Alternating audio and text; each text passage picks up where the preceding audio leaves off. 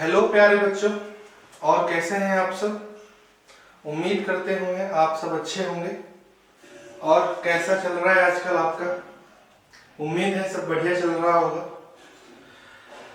बेटा, कल हमारी पहली क्लास थी नंबर सिस्टम की, जिसमें हमने आपको बेसिक कैलकुलेशन के बारे में बताया था कि कैलकुलेशन कैसे की जाती है, कैसे हम नंबर्स को जल्दी मल्टीप्लाई करते हैं, नंबर्स के कैसे हम जल्दी स्क्वायर करते हैं। वो चीजें बेटा बहुत जरूरी होती हैं बच्चों।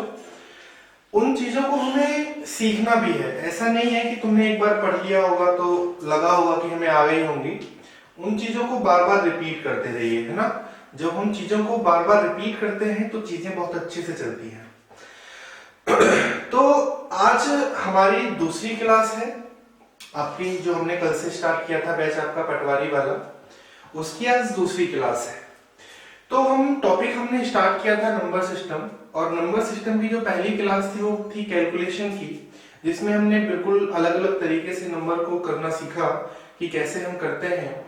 तो उसी तरीके से आज हम सीखेंगे कि जो नंबर सिस्टम होता है, भाई सब कहते हैं कि नंबर सिस्टम है, हम क्या पढ़ रहे हैं, नंबर सिस्टम पढ़ रहे हैं, संख्या पद्धति पढ़ रहे हैं।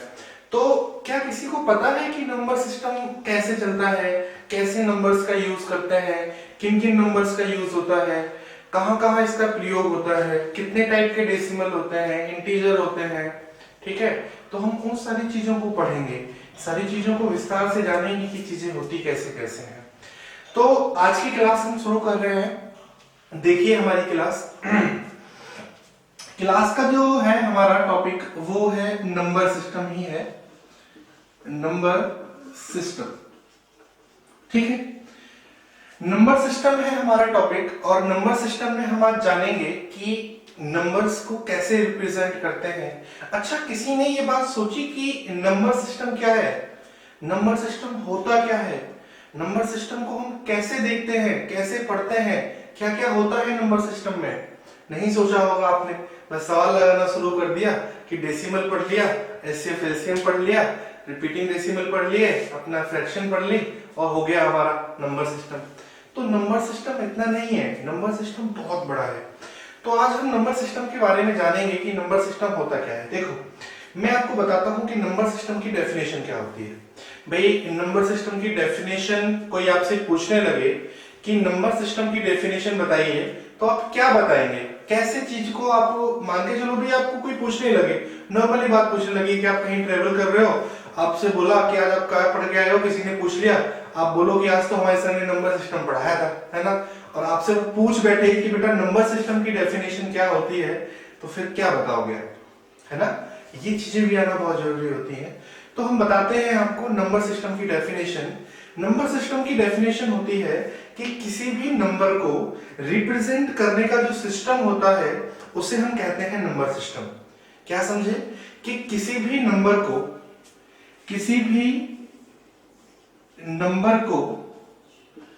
रिप्रेजेंट करने का जो होता है उसी को हम क्या कहते हैं, नंबर सिस्टम कहते हैं। कि किसी भी सिस्टम को, किसी भी नंबर को जब हम किसी सिस्टम के थ्रू प्रेजेंट करते हैं आगे, उसी को हम कहते हैं, किसी भी नंबर को रिप्रेजेंट करना ही क्या कहलाता है, नंबर सिस्टम कहलाता है। अब नंबर सिस्टम बना किस किस से मिलके है वो सीखेंगे। देखिए, नंबर सिस्टम जो है हमारा वो 4 चीजों पे बेस होता है। इसमें जो पहला होता है हमारा, सबसे पहला वो होता है हमारा डेसिमल सिस्टम, जिसको हम बोलते हैं दशमलव पद्धति। ठीक है, दूसरा जो होता है वो होता है हमारा आपका बायनरी सिस्टम। ठीक है, इसको हम हिंदी में बोलते हैं द्विआधारी पद्धति। इसके बाद जो तीसरा होता है वो होता है हमारा हेक्सा, और जो चौथा वाला होता है वो हमारा होता है ऑक्टा। तो हमने क्या सीखा, हमने सीखा कि नंबर सिस्टम को हम 4 चीजों से प्रेजेंट करते हैं। पहला होता है डेसिमल सिस्टम, दूसरा होता है बाइनरी सिस्टम, तीसरा होता है हेक्सा सिस्टम, चौथा होता है ऑक्टा सिस्टम। तो जो डेसिमल सिस्टम है और जो बाइनरी सिस्टम है ये हमारे सिलेबस में आते हैं, और जो हेक्सा और ऑक्टा है वो हमारे सिलेबस में नहीं आते हैं। ठीक है, तो हम है कौन कौन से पढ़ने हैं, हमें एक तो पढ़ना है डेसिमल सिस्टम और एक हमें पढ़ना है बाइनरी सिस्टम। डेसिमल सिस्टम को हम हिंदी में दशमलव पद्धति बोलते हैं और बाइनरी सिस्टम को हम हिंदी में द्विआधारी पद्धति बोलते हैं। ठीक है, तो सबसे पहले हम पढ़ेंगे डेसिमल सिस्टम। ठीक है, तो हेडिंग लगाइए आप। क्या हेडिंग लगानी है आपको? आपको हेडिंग लगानी है यहां डेसिमल सिस्टम। हमें डेसिमल सिस्टम पढ़ना है जिसको हम हिंदी में कहते हैं दशमलव पद्धति। ठीक है, डेसिमल सिस्टम को हम दशमलव पद्धति कहते हैं। आज सीख जाओगे नंबर सिस्टम, फिर नहीं भूलोगे। ठीक है, तो थोड़ा सा फोकस करके बस पढ़ते रहो, चीजों को रिपीट करते रहना, कभी नहीं भूलोगे। तो सबसे पहला सवाल बेटा ये बनता है, जब हम दशमलव सिस्टम पढ़ते हैं, डेसिमल सिस्टम पढ़ते हैं, तो सबसे पहला सवाल ये बनता है कि डेसिमल सिस्टम के अंदर हम कितने नंबर्स का यूज करते हैं। तो पहला क्वेश्चन क्या बनता है पेपर में? क्वेश्चन ये बनता है कि डेसिमल सिस्टम के अंदर कितने नंबर्स का यूज होता है। तो आपको एक बात आगे से याद रखनी है कि डेसिमल सिस्टम के अंदर कितने नंबर्स का यूज होता है? 10 नंबर का होता है। फिर हमसे सवाल आएगा पेपर में, हमसे ये पूछेगा कि निम्नलिखित में से कौन सा दशमलव सिस्टम के अंदर यूज होता है। तो आपको ऑप्शन दिए होंगे 4, तो उनमें से एक नंबर ऐसा होगा जो इन 10 नंबर में से होगा, बाकी अलग होंगे, तो वो हमें सीखना है। तो उसके लिए हमें ये सीखना पड़ेगा कि दशमलव सिस्टम जो है उसमें जो नंबर्स होते हैं 10, वो कौन कौन से होते हैं। तो अब आप एक बात सीखिए कि डेसिमल सिस्टम के अंदर कितने नंबर्स का यूज किया जाता है? 10 नंबर्स का यूज किया जाता है, 10 नंबर्स का यूज किया जाता है। वो नंबर कौन कौन से होते हैं? वो नंबर होते हैं 0, 1, 2, 3, 4, 5, 6, 7, 8 और 9। ये वो 10 नंबर्स हैं बेटा जिनका जो हमारा यूज होता है वो डेसिमल सिस्टम में होता है। कौन कौन से नंबर्स? 0, 1, 2, 3, 4, 5, 6, 7, 8 एंड 9। आगे से कभी नहीं भूलना है। कौन कौन से? 0, 1, 2, 3, 4, 5, 6, 7, 8 और 9। तो आगे से हमें दो क्वेश्चन यहां से कौन कौन से मिले जो पेपर में बहुत ज्यादा आते हैं कि डेसिमल सिस्टम के अंदर कितने नंबर्स का यूज होता है? 10 नंबर का होता है। कौन कौन से होते हैं वो भी हमने सीखे। तो अब जो ये नंबर्स हैं भाई, इसको थोड़ा सा रफ करके हम थोड़ा सा ऊपर लिखते हैं, फिर आपको एक चीज और समझाएंगे इसमें हम। भाई जो नंबर सिस्टम में ये यूज हो रहा था वो था 0 था, 1 था, 2, 3, 4, आपका 5 है, 6 है, 7 है, 8 है और 9 है। आपके ये 9 और 10 नंबर्स थे। अब कोई भी संख्या हो, न्यूमेरिक में हमारी कोई भी संख्या हो, कितनी ही बड़ी हो कितनी ही छोटी हो, इन 10 नंबर से ही मिलके बनती है। क्या समझे? इन 10 नंबर से ही मिलके बनती है कोई भी संख्या। इनके अलावा किसी भी और नंबर का यूज नहीं होता है किसी भी संख्या को बनाने में। तो अब हम यहां से एक चीज और सीखेंगे।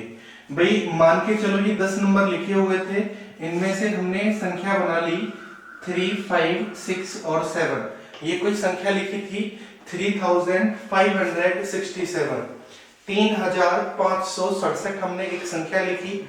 अब इस संख्या पे पेपर में दो सवाल बनते हैं। ऐसे ही पेपर में आता है एक क्वेश्चन कि इसमें दो चीजें पूछता है, हम आपको बता देते हैं। एक तो हमसे पूछता है आपकी फेस वैल्यू, ठीक है। एक हमसे पूछता है प्लेस वैल्यू। प्लेस वैल्यू को हम हिंदी में कहते हैं स्थानीय मान, और फेस वैल्यू को हम हिंदी में कहते हैं आपका अंकीय। दूसरी बात, आपको एक बात और याद रखनी है कि हम बाइलिंगुअल पढ़ाते हैं। ऐसा नहीं है कि हम पूरा इंग्लिश में पढ़ाते हैं या पूरा हिंदी में पढ़ाते हैं, तो हम बाइलिंगुअल पढ़ाते हैं। आपको इसमें बहुत बेनिफिट होगा। आपको ऐसा नहीं है कि इसमें इंग्लिश मीडियम का बच्चा नहीं पढ़ सकता या हिंदी मीडियम का नहीं पढ़ सकता, भाई आप दोनों पढ़ सकते हो, ठीक है। तो बहुत से बच्चे ऐसे होते हैं जो हिंदी मीडियम की वजह से नहीं पढ़ पाते हैं, तो आप उनको बता सकते हो कि यहाँ जो क्लासेस होती हैं वो बाइलिंगुअल होते हैं। यहाँ जो क्वेश्चन आपके सामने आएगा वो हिंदी और इंग्लिश दोनों में आएगा, ठीक है। तो बहुत बेनिफिशियल है, टेंशन ना लें, सब कुछ होगा।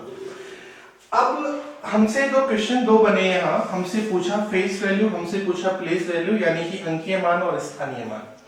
अब हमसे क्या पूछेगा भाई, हमसे पूछेगा कि आप बताओ कि फेस वैल्यू ऑफ 5 है ना, या फिर face value of 3, face value of 6, face value of 7, यही क्वेश्चन पूछेगा।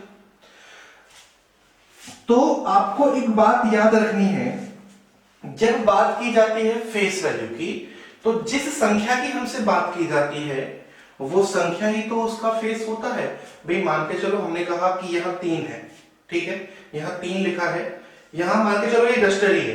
भाई ये डस्टर है, कोई डस्टर के बारे में बात करेगा तो ये डस्टर ही तो उसका फेस है जिसके बारे में हम बात कर रहे हैं। तो आगे से क्या याद रखना है कि जिस नंबर की बात की जाए फेस वैल्यू में, वो नंबर ही उसका आंसर है। हमसे कोई पूछेगा कि फेस वैल्यू ऑफ 5, तो हमारा आंसर कितना होगा, 5 होगा। हमसे कोई पूछेगा कि फेस वैल्यू ऑफ 3, तो हमारा आंसर 3 होगा। हमसे कोई पूछेगा कि फेस वैल्यू ऑफ 6, तो हमारा आंसर 6 होगा। हमसे कोई पूछेगा कि फेस वैल्यू ऑफ 7, तो हमारा आंसर 7 होगा। अब दूसरा क्वेश्चन यहाँ ये बनता है कि हमसे कोई पूछता है कि प्लेस वैल्यू ऑफ आपकी आती है 3 आ जाओ, या फिर प्लेस वैल्यू ऑफ आपकी आ जाओ 5 आ जाओ, फिर प्लेस वैल्यू ऑफ आपकी आ जाओ 6 आ जाओ, फिर प्लेस वैल्यू ऑफ आपकी आ जाओ 7 आ जाओ। तो प्लेस वैल्यू का क्या मतलब होता है भाई, प्लेस वैल्यू पे मान के चलो एक वस्तु यहां रखी हुई है, एक वस्तु यहां रखी हुई है ना। कभी हमने इसकी बात की, कभी हमने इसकी बात की, तो इसके और इसके बीच में जितने जितने नंबर चलते हैं उन सब की हम बात करते हैं। यहां से यहां तक पहुंचने का यही प्लेस है, ये भी प्लेस है। तो अगर हमसे कोई पूछता है कि प्लेस वैल्यू ऑफ 3, तो 3 तो लिखेंगे ही लिखेंगे। अब 3 देखेंगे इस संख्या में कितने अंक बाद लिखा था, 1 2 3, यानी कि चौथे नंबर पे लिखा था, तो जितनी बार में नंबर होते हैं उतनी ही 0 लगा देते हैं। तो कितना हो जाएगा 3,000, ठीक है। ऐसे ही कोई पूछेगा प्लेस वैल्यू ऑफ 5, तो 5 कहां लिखा है, 1 और 1 2, यानी कि 5 लिख देंगे और 2 अंक बाद 500 हो जाएगा। फिर हमसे कोई पूछेगा प्लेस वैल्यू ऑफ 6, तो कितने नंबर बाद लिखा है, 1 नंबर बाद लिखा है। और प्लेस वैल्यू ऑफ 7 पूछेगा तो 7 ही उसका आंसर होगा, क्योंकि 7 के बाद कोई नंबर नहीं है। यहां से क्वेश्चन क्या बना, यहां से इंपोर्टेंट क्वेश्चन देखो, हमसे फेस वैल्यू एक क्वेश्चन हमारा यहां से हो गया, प्लेस वैल्यू एक क्वेश्चन हमारा यहां से हो गया, लेकिन जो इंपोर्टेंट क्वेश्चन होता है वो पता है कैसे बनता है, वो ये बनता है, आपको संख्या देगा, आपसे पूछेगा कि इसमें से ऐसा कौन सा नंबर है कि जिसकी प्लेस वैल्यू भी सेम है और जिसकी फेस वैल्यू भी सेम है। क्या सीखा, नंबर देगा, हमसे क्या पूछेगा, हमसे ऐसी बातें पूछेगा कि जिसकी प्लेस वैल्यू भी सेम है और जिसकी फेस वैल्यू भी सेम है। तो हमें प्लेस वैल्यू और फेस वैल्यू बेटा इसमें किसकी सेम दिखी, 7 की सेम दिखी। तो 7 कौन से प्लेस पे आता है, यूनिट प्लेस पे आता है, इकाई के अंक पे आता है। तो आज के बाद हमें एक बात जो याद रखनी है वो ये रखनी है कि चीजों को कभी नहीं भूलना है, और हम आगे से ये बात याद रखेंगे कि यूनिट नंबर, यानी कि आप लिख सकते हैं कि यूनिट प्लेस एक ऐसा नंबर होता है जिसकी आपकी फेस वैल्यू यानी कि अंकीय मान और आपकी प्लेस वैल्यू ऑलवेज क्या होती है, हमेशा सेम होती है। तो हमारा एक क्वेश्चन यहां से बना, हमारा क्वेश्चन क्या बना कि यूनिट डिजिट जो होता है हमारा, इकाई का अंक ही एक ऐसा नंबर होता है जिसकी प्लेस वैल्यू और फेस वैल्यू हमेशा क्या होती है, सेम होती है। तो ये बात आगे से याद रखनी है आपको। अब हम आगे दूसरी बात पढ़ेंगे। तो अभी हमने सीखा कि डेसिमल सिस्टम को हम कैसे कैसे पढ़ते हैं, डेसिमल सिस्टम में कितने नंबर्स का यूज होता है, किन किन नंबर का यूज होता है, फिर उन नंबर से कैसे संख्या बनती है, फिर उस संख्या से कैसे हम प्लेस वैल्यू फाइंड करते हैं, कैसे हम प्लेस वैल्यू और कैसे हम फेस वैल्यू फाइंड करते हैं, और कैसे हम ये बताते हैं कि कौन सा ऐसा नंबर होता है कि जिसका फेस वैल्यू और प्लेस वैल्यू सेम होता है। ठीक है, तो डेसिमल सिस्टम अभी हमने पढ़ा। अब हम सीखते हैं इसमें दूसरी बात, देखिएगा।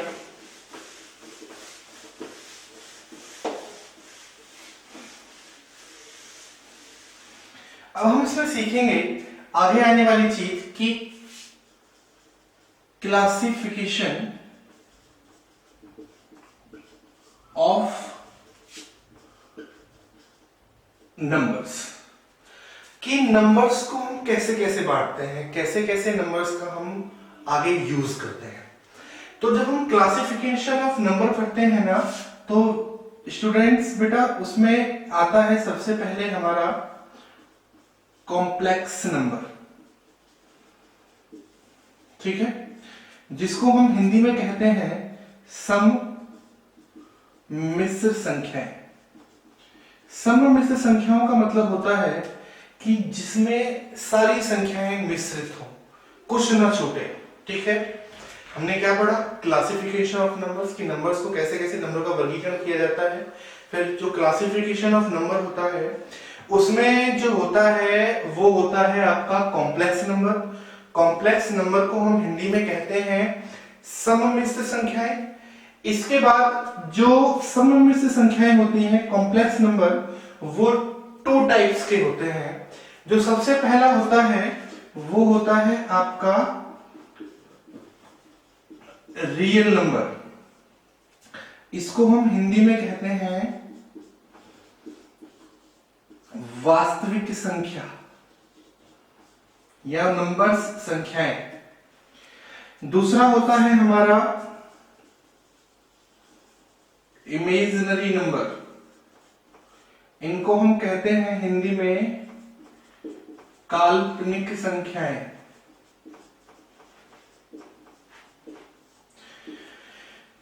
तो हमें क्या सीखना है इसमें, हमें ये सीखना है, हमने क्या सीखा, क्लासिफिकेशन ऑफ नंबर्स। उसमें होते हैं हमारे कॉम्प्लेक्स नंबर जिनको हम कहते हैं सममिश्र संख्याएं। जो सममिश्र संख्याएं होती हैं, जो कॉम्प्लेक्स नंबर होते हैं, वो दो प्रकार के होते हैं, टू टाइप्स के होते हैं। पहला वाला होता है आपका रियल नंबर और दूसरा वाला जो होता है वो होता है आपका कॉम्प्लेक्स नंबर। तो रियल नंबर में जो रियल संख्याएं होती हैं उनमें हम माइनस इनफाइनाइट से लेके और प्लस के इनफाइनाइट तक जितनी भी संख्याएं हमारे सामने से होके गुजरती हैं, कहां से लेके, माइनस इनफाइनाइट से लेके प्लस के इनफाइनाइट तक जितनी भी संख्याएं होती हैं वो सब आपकी आती हैं आपके रियल नंबर के अंदर। ठीक है, जो इमेजिनरी नंबर होता है, काल्पनिक संख्याएं, जो इमेजिनरी नंबर होता है, काल्पनिक संख्याएं, उनको हमारे सिलेबस में कम है, यानी कि हमारे सिलेबस में बहुत कम आता है। हमें सिर्फ इमेजिनरी नंबर में ये सीखना है कि इमेजिनरी नंबर को हम आई से तो रिप्रेजेंट करते हैं। आई का मतलब होता है आयोटा, लोटा नहीं पढ़ना है, आयोटा पढ़ना है। ठीक है, इसके बाद आई स्क्वायर का जो मान होता है वो होता है -1 और आई का जो मान होता है वो होता है अंडर रूट में माइनस। कितना पढ़ना है हमें, हमें पढ़ना था कॉम्प्लेक्स नंबर। कॉम्प्लेक्स नंबर जो होते हैं वो टू टाइप्स के होते हैं, एक तो आपका रियल नंबर होता है और एक आपका इमेजिनरी नंबर होता है। रियल नंबर में माइनस इनफाइनाइट से लेके प्लस के इनफाइनाइट तक जितने भी नंबर होते हैं उनको हम पढ़ते हैं, और जो इमेजिनरी नंबर होते हैं उसमें सिर्फ हम 3 क्वेश्चन पढ़ते हैं। कौन कौन से, इसको किससे रिप्रेजेंट करते हैं, आई से।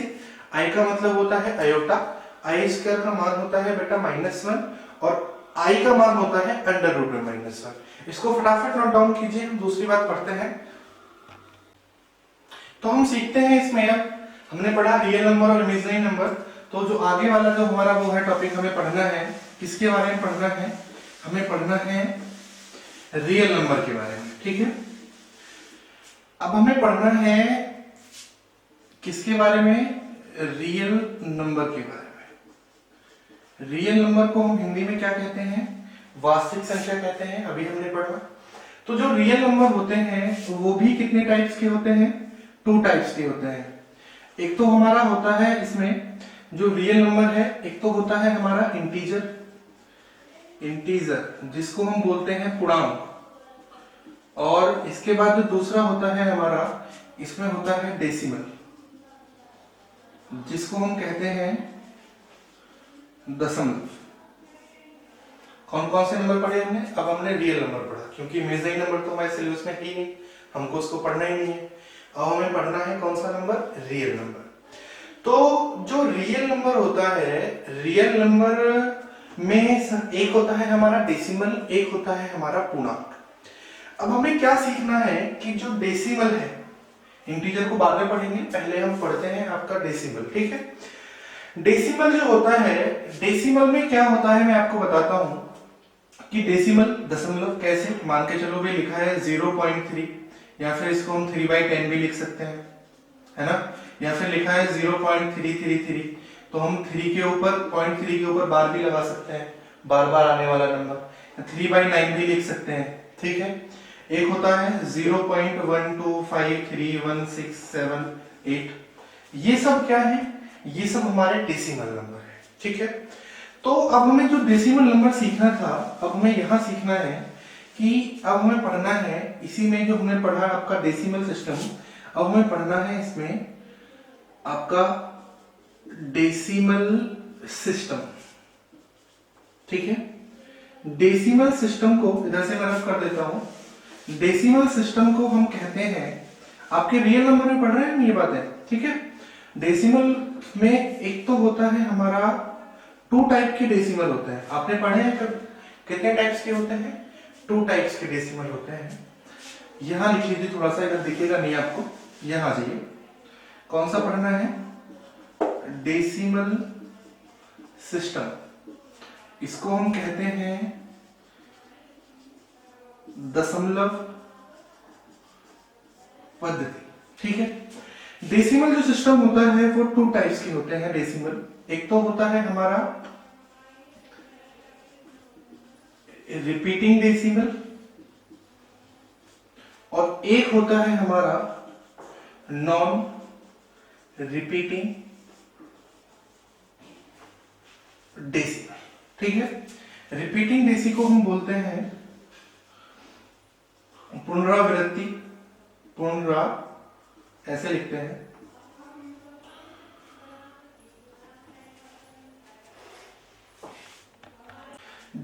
डेसिमल सिस्टम को हम कहते हैं पुनरावृत्ति, ठीक है। और जो नॉन रिपीटिंग डेसिमल होते हैं उनको हम बोलते हैं पुनरावृत्ति, ठीक है। यानी कि हम सीधी सीधी भाषा में ही बोल सकते हैं कि जो बार बार आए और जो बार बार ना आए, ठीक। रिपीटिंग डेसिमल जैसे कौन कौन से रिपीटिंग डेसिमल होते हैं भाई? जैसे 0.3333 क्या है? एक रिपीटिंग डेसिमल है, ठीक है। फिर हम कह सकते हैं when written as p/q form, यानी कि जो p/q के फॉर्म में लिखे हुए होते हैं वो भी क्या होते हैं? हमारे रिपीटिंग डेसिमल होते हैं। जैसे हम कहें कि 22/7 क्या है? एक रिपीटिंग डेसिमल है, क्योंकि जब हम इस संख्या को काटना शुरू करते हैं तो ये बार बार एक थोड़े टाइम बाद एक ऐसा नंबर आएगा जो बार बार रिपीट होना शुरू हो जाएगा, ठीक है। इसके बाद तो हमने इसमें क्या लिखना था कि जिन नंबर्स को हम p/q के फॉर्म में लिख सकते हैं वो रिपीटिंग डेसिमल होते हैं। 22/7 भी एक रिपीटिंग डेसिमल है, 0.5000 भी एक रिपीटिंग डेसिमल है। अब हम बात करते हैं नॉन रिपीटिंग डेसिमल की। तो जो नॉन रिपीटिंग डेसिमल होते हैं, सबसे पहली बात आप एग्जांपल ले सकते हो पाई को। पाई एक नॉन रिपीटिंग डेसिमल है। जैसे पाई का मान क्या होता है? 0.314, ऐसे करके हम लिखते हैं। एक बात और मैं आपको बता दूं कि पाई का मान जो हमारे यहाँ सबसे अधिक अंकों तक याद करता है उसको हमारे यहाँ मेमोरी किंग कहते हैं, और उसका नाम गिनीज बुक में आता है। ठीक है। अभी एक व्यक्ति थे जिन्होंने 60,000 अंकों तक पाई का मान याद कर रखा था, और अभी एक नया रिकॉर्ड बना है जिन्होंने अराउंड 98,000 कुछ नंबर यानी कि 98,000 कुछ नंबर तक पाई का नाम याद कर रखा है, पाई का मान, सॉरी। तो पाई का मान आप भी उससे याद कर लो, आपको भी गिनीज बुक में लिखवा देंगे, है ना, आपको भी मेमोरी किंग बनवा देंगे। अब जो पाई है भाई, पाई का मान ही है 22/7, लेकिन कट के एक ऐसा नंबर आएगा बाद में जो बार बार रिपीट होगा, लेकिन पाई एक नॉन रिपीटिंग डेसिमल है, ठीक है। फिर जैसे किसी ने कहा 0.1234 आ गया, फिर 2 आ गया, फिर 1 आ गया, फिर 5 आ गया, फिर 0 आ गया, फिर 7 आ गया, यानी कि नंबर जब बार बार रिपीट नहीं हो, ठीक है। फिर हम कह सकते हैं कि जो रिपीटिंग डेसिमल होते हैं वो हमारे जो है वो टर्मिनेटिंग भी होते हैं। टर्मिनेटिंग का मतलब जिसे समाप्त किया जा सके, ठीक है। और जो आपके नॉन रिपीटिंग डेसिमल होते हैं वो आपके नॉन टर्मिनेटिंग होते हैं, जिसको समाप्त न किया जा सके, ठीक है। इतने नोट डाउन कीजिए, हम इंक डालते हैं, है ना। हमने क्या सीखा, रिपीटिंग डेसिमल और नॉन रिपीटिंग डेसिमल। हमने पढ़ा कौन कौन से रिपीटिंग होते हैं, कौन कौन से नॉन रिपीटिंग डेसिमल होते हैं। इसके बाद जो बात आती है वो आती है कि इसको हम टर्मिनेटिंग भी कहते हैं, और जो नॉन रिपीटिंग डेसिमल होते हैं उनको हम नॉन टर्मिनेटिंग कहते हैं। टर्मिनेटिंग का मतलब होता है कि जिसको समाप्त किया जा सके, और नॉन टर्मिनेटिंग का मतलब होता है जिसको समाप्त नहीं किया जा सके। जैसे आपने देखा होगा कि this metro is terminate here, है ना, दिस बस इज टर्मिनेट हियर। हम कहते हैं कि ये बस का टर्मिनल है, यानी कि जो ये चीज चल रही है वो सिर्फ टर्मिनल तक जाएगी और टर्मिनल के बाद दोबारा बन के चलेगी। लेकिन जो नॉन टर्मिनेटिंग होते हैं वो कभी रुकते नहीं है, वो सिर्फ चलते रहते हैं, ठीक है, कभी आगे कभी पीछे, लेकिन वो रुकते नहीं है। इसके बाद जो हमारे रिपीटिंग और टर्मिनेटिंग होते हैं उनको हम बोलते हैं रेशनल नंबर, ठीक है। रेशनल नंबर का मतलब होता है परिमेय संख्या, ठीक है। और जो नॉन टर्मिनेटिंग होते हैं उनको हम बोलते हैं रेशनल नंबर, यानी कि इनको हम बोलते हैं परिमेय और इनको हम बोलते हैं अपरिमेय संख्या। इसके बाद जो हम बात करेंगे, इसके बाद हम बात करेंगे कि हमसे पेपर में फिर सवाल पूछे जाते हैं, ठीक है भाई। फिर हमसे पूछा जाएगा कि परिमेय संख्या कैसे फाइंड करते हैं, ठीक है। तो जो परिमेय संख्या के ऊपर क्वेश्चन आता है, हमसे जो क्वेश्चन पूछा जाता है, हमसे क्वेश्चन पूछा जाता है कि ए और बी के बीच, ए और बी के बीच कितनी परिमेय संख्याएं हैं, ठीक है। ए और बी के बीच कितनी परिमेय संख्याएं हैं, परिमेय रेशनल नंबर। तो हमें क्या याद रखना है, हमें याद रखना है ए के प्लस बी अपॉन के प्लस 1, इसको निकालने का फॉर्मूला होता है। क्या याद रखना है, ए के प्लस बी अपॉन में के प्लस 1, ठीक है। के का जो मतलब होता है वो ये होता है कि 1 2 3 4 5 6, जिसकी भी बात होती है सिर्फ थीटा पढ़ना होता है, उससे ऊपर का सवाल नहीं आता है, ठीक है। तो हमने पढ़ा कि डेसिमल सिस्टम क्या होता है। डेसिमल सिस्टम हमने पढ़ा, डेसिमल सिस्टम के अंदर कितने डेसिमल टाइप होते हैं, 2 होते हैं, रिपीटिंग और नॉन रिपीटिंग। रिपीटिंग डेसिमल जो होता है वो टर्मिनेटिंग भी होता है और रेशनल भी होता है, और जो नॉन रिपीटिंग डेसिमल होता है वो नॉन टर्मिनेटिंग होता है और रेशनल नंबर होता है, ठीक है। इसके बाद अब हम पढ़ते हैं इंटीजर, ठीक है। हेडिंग लगा लो, इंटीजर। इंटीजर को हम कहते हैं पूर्णांक, ठीक है। इंटीजर हमने पढ़ा, इंटीजर को हम कहते हैं पूर्णांक। इसके बाद हमें जो पढ़ना है, हमें ये पढ़ना है कि इंटीजर जो होते हैं वो 3 टाइप के होते हैं। आपने अभी तक सिर्फ 2 टाइप के इंटीजर पढ़े होंगे, लेकिन आज से आप 3 टाइप के इंटीजर पढ़ोगे, ठीक है। इंटीजर सबसे पहला होता है हमारा पॉजिटिव इंटीजर, एक होता है हमारा नेगेटिव इंटीजर, और जो तीसरा होता है वो होती है हमारी 0, शून्य। ठीक है, जो इंटीजर होता है वो कितने टाइप का होता है, रिपीट करेंगे दोबारा से, कितने टाइप का, एक तो हमारा पॉजिटिव इंटीजर, एक जीरो और एक नेगेटिव इंटीजर। आज तक सिर्फ हमने 2 इंटीजर पढ़े हैं, आज से हम 3 पढ़ेंगे, जीरो को अलग करके पढ़ेंगे। ठीक है, जो हमारा इंटीजर होता है वो होता है हमारा +1 से लेके और प्लस के इनफाइनाइट तक जितने भी नंबर्स होते हैं वो सब पॉजिटिव इंटीजर होता है।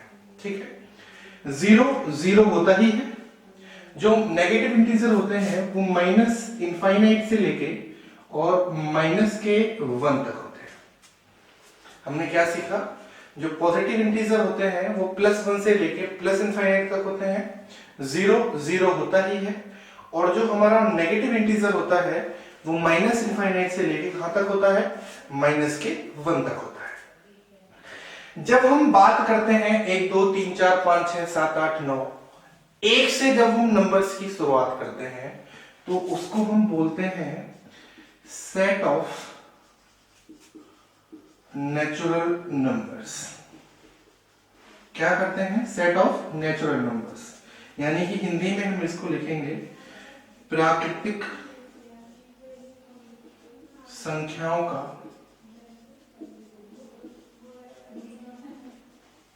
सम। ठीक है, और जैसे ही पॉजिटिव इंटीजर के साथ हम ऐड कर देते हैं 0, तो ये नंबर्स ऐसे चलते हैं, फिर 0 1 2 3 और फिर जाते हैं +इनफाइनाइट तक। तो इनको हम बोलते हैं सेट ऑफ होल नंबर्स, यानी कि पूर्ण संख्याओं का सम। ठीक है, इसके बाद हम पढ़ते हैं दूसरी बात। आपको एक बात और याद रखनी है, बहुत से लोग कहते हैं कि 0 जो है वो सम है, विषम है। ठीक है, उसको हम सीखेंगे कैसे करते हैं। देखिए, अब जो इंटीजर होते हैं वो कौन कौन से होते हैं बेटा, वो होते हैं सम होते हैं और आपके विषम होते हैं।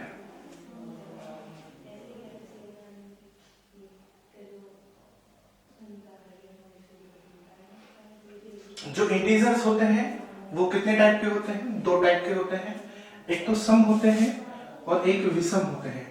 सम को हम इवन कहते हैं और विषम को हम ऑड कहते हैं। इनको हम कहेंगे इवन नंबर और इसको हम कहेंगे ऑड नंबर। ठीक है, आप इसको लिख सकते हैं विच इज डिविजिबल बाय 2, यानी कि जो 2 से कट जाए, और इसको आप लिख सकते हैं which is not divisible by 2, जो 2 से ना कटे। जो 2 से कट जाए वो सम और जो 2 से ना कटे वो विषम। तो अभी हम ये पढ़ रहे थे कि 0 जो है वो सम संख्या है कि विषम संख्या है। भाई अगर हम यहां से पढ़ने लगे, जैसे हमने पढ़ा -5, ये क्या है, क्या है ये, एक ये विषम संख्या है। फिर इसके बाद कौन सी आएगी, -3 आएगी, फिर इसके बाद -1 आएगी।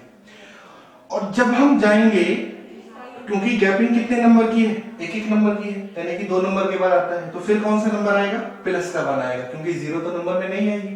फिर 3 आएगा, फिर 5 आएगा, फिर 7 आएगा, तो 0 आई नहीं आई। फिर हम बात करते हैं सम संख्याओं की। भाई किसी ने कहा कि ये -6 है, फिर -4 आएगा, फिर -2 आएगा। जब -2 आएगा तो बीच में 0 आएगा, तभी तो +2 आएगा।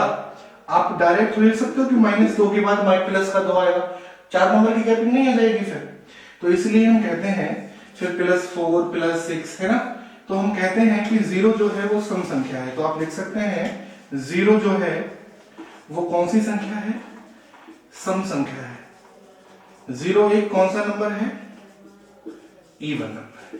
ठीक है, तो आज हमने पढ़ा कि नंबर सिस्टम क्या होता है। क्या पढ़ा हमने, नंबर सिस्टम क्या होता है, नंबर सिस्टम को हम कैसे कैसे चलाते हैं, कितने टाइप्स का यूज होता है, किन किन नंबर्स का यूज होता है, कौन से आपके पॉजिटिव होते हैं, कौन से नेगेटिव होते हैं, कौन से डेसिमल रिपीटिंग होते हैं, कौन से डेसिमल नॉन रिपीटिंग होते हैं, किसका अंकीय मान क्या होता है, किसका स्थानीय मान क्या होता है। आज हमने सारी बातें सीखी। आज हमने नंबर सिस्टम का निचोड़ किया है इस वीडियो में बेटा, आपको बताया है कि नंबर सिस्टम होता क्या है। तो आपको हमारे साथ जुड़े रहिए, आप हम से जुड़े रहेंगे तो हम आपको बहुत अच्छी अच्छी चीजें ऐसे ही देते रहेंगे। इस वीडियो को बेटा ज्यादा से ज्यादा शेयर कीजिए, कमेंट करके हमें बताइए अगर आपको कोई बात समझ में नहीं आई है, कोई चीज अच्छी नहीं लगती है तो वो बातें हमें बताइए। दूसरे बच्चों को शेयर कीजिए जो एग्जाम दे रहे हैं कंपटीशन का, उनको बताइए कि चीजें कैसे कैसे चलती हैं, कैसे कैसे होता है। ठीक है, कल से हमारी आपकी ज्योग्राफी की क्लास और हिंदी की क्लास, जीएस में ज्योग्राफी हिंदी की क्लास कल से आपकी शुरू हो जाएगी। ठीक है, और ऐसे ही आपकी एक और क्लास रीजनिंग की भी शुरू हो जाएगी। ठीक है, तो मेहनत करे रहिए बेटा, हमारे साथ जुड़े रहिए, चीजों को पढ़ते रहिए, टाइम वेस्ट मत करिए, क्योंकि पटवारी का एग्जाम का नोटिफिकेशन लॉकडाउन खत्म होने के तुरंत बाद आ जाएगा। एग्जाम बहुत जल्दी शुरू होंगे, जैसे भी अभी सुनने में भी आ रहा है कि जो आपके यूनिवर्सिटी के एग्जाम है आपके ग्रेजुएशन वाले, वो जून में होने की संभावना है। तो जब एग्जाम जून में शुरू होंगे तो फिर सारी चीजें खुल जाएंगी, तो आपका नोटिफिकेशन आ जाएगा, और नोटिफिकेशन आने के बाद आपको पता है आजकल यूपी में बहुत जल्दी जल्दी एग्जाम हो जाते हैं। तो कहीं ऐसा ना हो कि पढ़ने के लिए हमें कम टाइम मिले।